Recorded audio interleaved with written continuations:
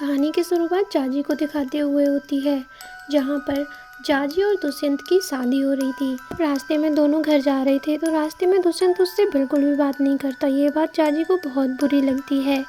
तभी ड्राइवर उससे बात करने लगता है और जाजी भी उससे बात करने लगती है। वो उसे बताता है कि पहले दुष्यंत की फैमिली अमीर नहीं थी। एक दिन हल जोतते समय खेत में कौंडया देवता की मूर्ति मिली, जिस मूर्ति को लेकर उसके पिता ने मंदिर बनवा दिया।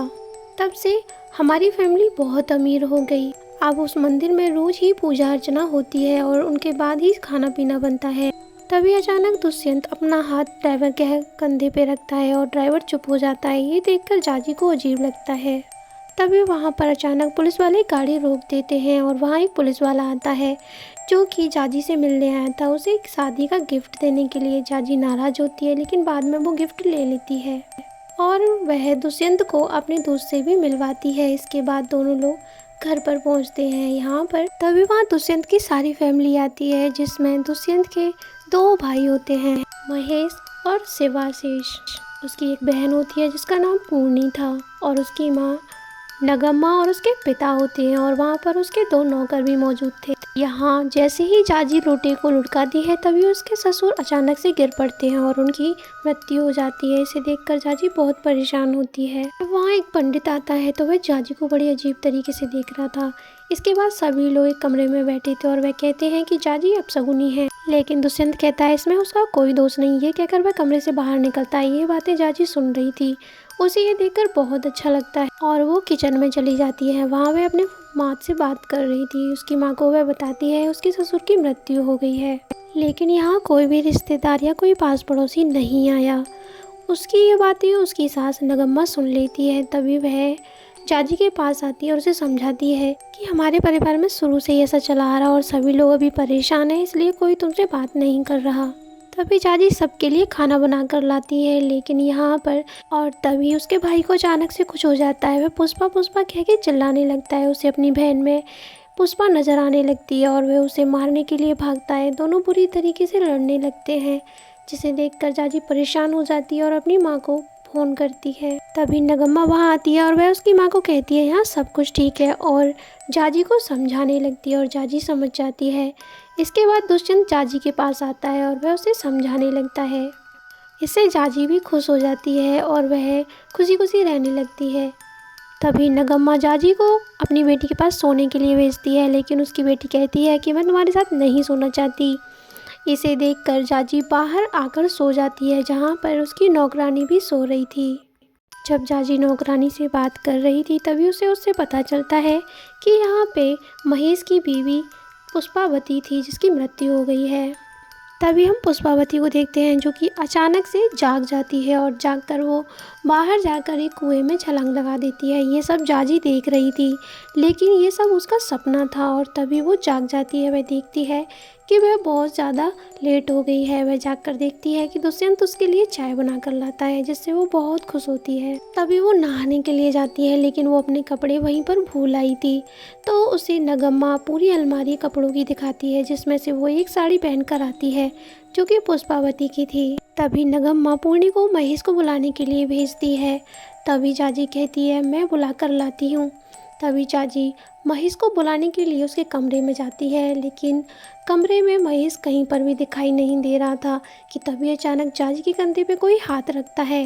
वो पलट कर देखती है तो वो महेश ही था, जो कि उसे पुष्पा कहकर बुला रहा था और महेश उसको मारने पीटने लगता है और ज़बरदस्ती करने लगता है। तभी वहाँ पर नगम्मा आ जाती है और वह जाजी को बचाने लगती है, लेकिन महेश उसे पीटने लग रहा था कि तभी वहाँ पे दुष्यंत और उसके भाई आ जाता है और वो दोनों ही महेश को पकड़ कर ले जाते हैं। नगम्मा जाजी को समझाती है और बताती है कि एक बार महेश एक औरत को घर पर लेकर आया, उसका नाम पुष्पावती था। उसने उससे शादी कर ली थी। इस बात पर नगम्मा को गुस्सा आता है क्योंकि वह मॉडर्न थी और शराब और मांस मछली खाया करती थी, जबकि ये लोग शाकाहारी थे। जब नगम्मा ने उससे मना किया तो वह विरोध करने लगी और कहने लगी मैं ऐसे ही रहूँगी। इस पर शिवाशीष ने कहा तुम ऐसे रह रही हो तभी भगवान का तुम्हें श्राप लगा है और तुम रात में नींद में चलती हो। ये सुन के पुष्पावती बहुत चिंतित हो जाती है और वो भगवान की मूर्ति को लेकर कुएं में फेंक देती है। जिससे कौंडिन्य भगवान गुस्सा हो जाते हैं और उसी रात पुष्पावती भी उसी कुएं में छलांग लगाकर खुद को समाप्त कर लेती है। और तब से ही महेश के दिमाग की ऐसी हालत हो गई है। ये सुनकर जाजी दुखी होती है और वो यहीं रहने का फैसला करती है। फिर जाजी रसोई में जाती है जहाँ पर उसकी मेड खाना बना रही थी। वह बताती है कि पुष्पावती बहुत अच्छी लड़की थी, वह खाना पीना भी बना लिया करती थी। शुरू में वो ख़राब थी लेकिन फिर वो बदल गई थी। लेकिन महेश यहाँ पर लड़कियों के साथ गलत काम करता था। ये जब पुष्पावती को पता चला तो इस बात पर वह महेश से लड़ने लगी। उसने नगम्मा को भी ये बात बताई लेकिन नगम्मा ने महेश से कुछ भी नहीं कहा, जिससे वह बहुत नाराज़ हो गई। और जब वो पीरियड से थी फिर भी वो कौंडिन्य देवता के मंदिर में चली गई, जिससे वो बहुत ज़्यादा नाराज़ हो गए। और एक रात कौंडिन्य भगवान उसके पास आए और वो उसे अपने साथ ले गए। वह उसे उस कुएं के पास ले गए और उसे उसकी कुएं में डालकर समाप्त कर दिया। दूसरे दिन घर पर एक पूजा हो रही होती है। तभी वहाँ पर एक औरत आती है एक लड़की के साथ। वह वहीं बैठी होती है। तभी वह जाजी को देखकर पूछती है कि यह कौन है। तभी नगम्मा बताती है ये दुष्यंत की पत्नी है। ये देखकर जो लड़की साथ में आई थी वह रोने लग जाती है।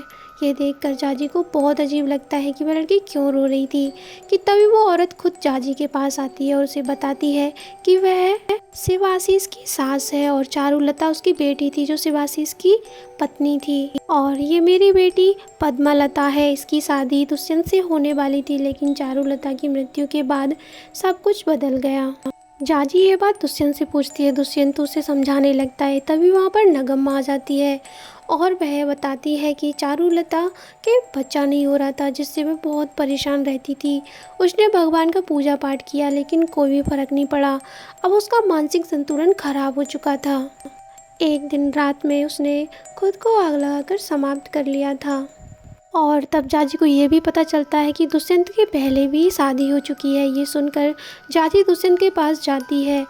उसे पता चलता है कि उसके माता पिता ने उसे 5 एकड़ ज़मीन के बदले बेचा है। ये सुनकर अपनी माँ को फ़ोन करती है। उसकी माँ कहती है हम मजबूर थे। ये सुनकर जाजी बहुत दुखी होती है और वहाँ से भागने लगती है।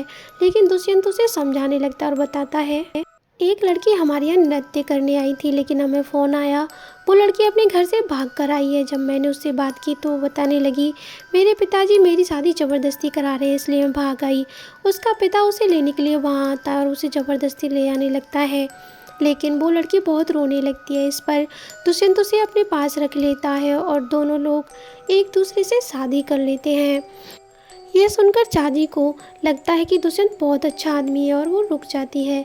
तभी वह सोचती है कि यहाँ पर उसकी मृत्यु कैसे हुई थी। वह नौकरानी से पूछने लगती है। तभी नौकरानी बताती है कि पद्मालिनी को दमे की बीमारी थी। वह एक दिन जब उसकी सांस फूल रही थी तो उसे इन्हेलर नहीं मिल रहा था। वह चारों तरफ ढूंढ रही थी लेकिन नहीं मिला। जब बहुत देर बाद उसे ढूंढ के लाया गया तब तक यहाँ पर पद्मालिनी समाप्त हो चुकी थी। अब चाची परेशान रहने लगती है कि यहाँ पे सभी बहुओं की मृत्यु हो जाती है, अब शायद उसकी बारी है। ये सोचकर वह डरने लगती है और यह सब उसे दिखाई भी देने लगता है। तभी दुष्यंत उसे आकर समझाता है और संभालता है। तभी पुजारी को बुलाया जाता है। पुजारी यहाँ पे कौंडिन्य भगवान से पूछता है तो इशारा मिलता है कि यहाँ पर जाजी भी समाप्त होने वाली है। देखकर चाची बहुत ज़्यादा डर जाती है। जब पंडित जी वहाँ से पूजा कर कर जा रहे होते हैं तो चाची वहाँ जाती है और उनसे पूछने लगती है। वो बताते हैं कि यहाँ से 200 मीटर दूर एक घर था जिसमें 6 सदस्य रहते थे और 6 लोगों ने खुद को समाप्त कर लिया था। वहीं पर ही इन लोगों ने खेत बनाया। तभी से ये सब शुरू हो गया और अभी 4 मौतें हो चुकी हैं, 2 अभी बाकी हैं। ये सब जाजी के दिमाग में चल रहा होता है। वो बहुत ज़्यादा परेशान होती है। तभी रास्ते में उसे 2 आदमी मिलते हैं जो उसे बताते हैं कि दुष्यंत के अकाउंट में बहुत सारा पैसा आया है और वो भी उसकी पत्नी की पॉलिसी का है। तभी दूसरा आदमी कहता है क्या पता वो खुद से मरी थी या उसे मारा गया था। ये सब बातें जाजी के दिमाग में घर कर जाती हैं और वो सोचने लगती है कि कहीं दुष्यंत ने तो उसे नहीं मारा था, क्या पता शायद उसने खुद से ही इन्हेलर अपनी पत्नी को नहीं दिया था। तभी वहाँ पे दुष्यंत आ जाता है और वो गाड़ी में आकर बैठ जाता है। वह जाजी को बताता है कि उसने उसके नाम पे भी एक पॉलिसी ली है और वो उसके पेपर लाकर जाजी को दिखाता है और उस पर साइन करवाता है। जाजी कुछ देर सोचने के बाद साइन कर देती है। जब जाजी अपनी माँ से बातें कर रही थी, उसकी बातें पूर्णी सुन लेती है और वो अपनी माँ को जाके बता देती है। तभी नगम्मा वहाँ पर जाजी को समझाने आती है कि तभी अचानक उसके बेटे महेश की मृत्यु हो जाती है और घर में गम का माहौल बन जाता है। जाजी को अब डर था कि कहीं अब उसकी बारी ना हो। तभी रात में नगम्मा देखती है कि महेश की बॉडी को वहाँ पे कोई उखाड़ रहा था। जाकर देखते हैं तो वहाँ पर पुलिस थी। वो कोई और नहीं, जाजी का ही दोस्त था जो कि वहाँ पर मिला था। और तभी जाजी बताती है कि उसे उसने ही बुलाया है। वह उसका पोस्टमार्टम करवाना चाहती है कि उसकी मृत्यु कैसे हुई। तभी नगम्मा उसको थप्पड़ मारती है और ये देखकर जाजी बताती है कि उसने महेश को शिवाशीष को गोलियां देते हुए देख लिया था, जो कि नींद की गोलियां थी, जिसकी वजह से उसकी मृत्यु हुई है। लेकिन यहाँ पे शिवाशीष बताता है कि वो गोलियां 4 खा सकते हैं, इसमें ओवरडोज नहीं था। जाजी को अपनी गलती का एहसास होता है और फिर से बॉडी मंगवा कर वहीं पर ही गाड़ दी जाती है।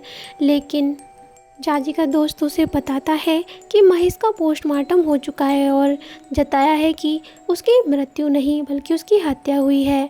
तभी यहाँ पर जाजी उसे उसके ससुर के भी पेपर देती है और चेक करने को कहती है। तभी वह रसोई में जाती है तो वह एक अजीब सी चीज़ को देखती है, जहाँ पर उसकी नौकरानी आकर उसके हाथ धुलाती है और बताती है ये एक तरीके का जहरीला पौधा है जिससे मृत्यु भी हो सकती है। तभी वहाँ पर जाजी के दोस्त का फ़ोन आता है जो कि बताता है कि महेश की मृत्यु जहर देने से हुई है। जाजी समझ जाती है कि ये जहर महेश को दिया गया था, लेकिन तभी अचानक उसे चक्कर आते हैं और वो भी गिर जाती है और उसे पता चलता है कि उसे भी जहर दिया गया था।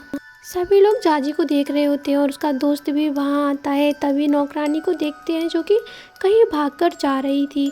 तभी उसे रास्ते में पकड़ लाते हैं और उसे जाजी के पास लाते हैं। तभी जाजी कहती है कि तुमने मेरी जान बचाई और ये देखकर सभी लोग हैरान हो जाते हैं। उसे पता था कि ये सब किसने किया, ये सब उसकी सास नगम्मा ने किया था। वह नगम्मा के पास आती है तो नगम्मा यहाँ पर जाजी से डर रही थी। जब सभी लोग बाहर जा रहे होते तो नगम्मा घर पर रह जाती है और वह उसी जड़ी बूटी की बोतल को ढूंढ रही होती है कि तभी वहाँ जाजी आती है और वह कहती है क्या तुम इसे ढूंढ रही हो, अब बताओ कि तुमने ये सब क्यों किया। तभी नगम्मा बताती है कि बचपन से ही उसे राजकुमारी बनने का शौक़ था, वह सबको अपने दबाव में रखना चाहती थी, अपने दोस्तों को भी। तभी एक दिन उसकी माँ जब उसे डांट रही थी तो उसका दोस्त देख लेता है। इस बात पर वह उसको कुत्ती बुलाने लगता है। ये बात वो बर्दाश्त नहीं कर पाती और उस दोस्त को मारने लगती है। जब वो घर वापस आती है तो उसने अपनी माँ पर बहुत गुस्सा आ रहा था। वह उसी जड़ी बूटी को मिलाकर अपनी माँ को भी मार चुकी थी।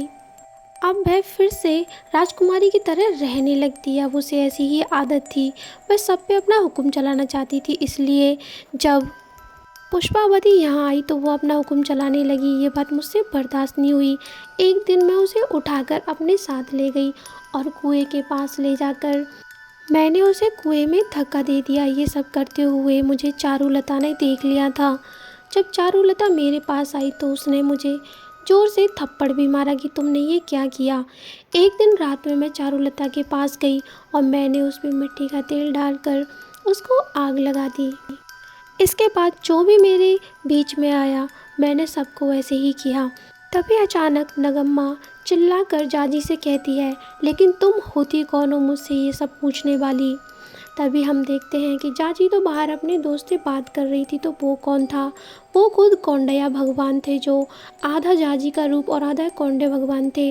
अचानक से नगम्मा ज़मीन पर गिर पड़ती है और वो भी समाप्त हो जाती है। इसके बाद दुष्यंत जाजी के पास आता है और कहता है अब तुम ही हो इस घर की मालकिन। इसके बाद हम देखते हैं कि यहाँ पर जाजी को पूरे मालकिन की तरह बना दिया जाता है और वही इस घर पे राज करती है।